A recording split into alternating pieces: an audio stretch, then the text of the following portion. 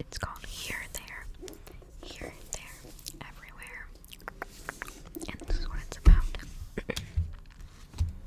I've read this inside cover 3 different times because the 4th time I didn't read it. Sue's would rather be anywhere than here. Buffalo Falls, the tiny town his family moved to at the end of the school year, having left all his friends back in Chicago and with nothing to look forward to except helping out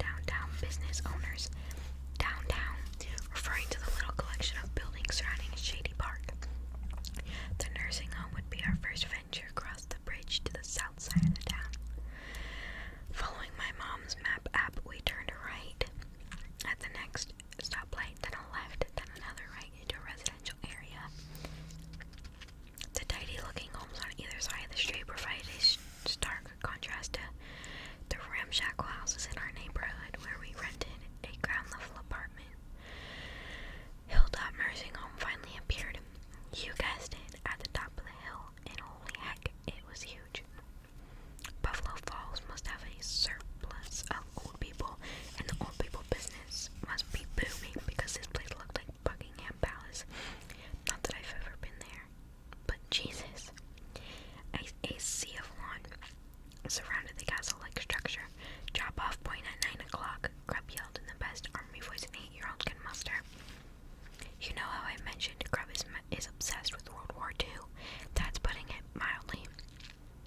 Not only had he spent the last few years having Nerf gunfights with his friends in our old Chicago neighborhood, but he could give you a detailed breakdown of the Battle of the Bulge and Operation Overlord. By the time he was 7, he checked out every volume on World War II history the Chicago Library had to offer. He was too young to read them cover to cover, of course, but he loved studying the pictures and maps. I know. What mother would allow her little boy to immerse himself in that kind of violence and bloodshed? That would be our peace-loving anti-war mom.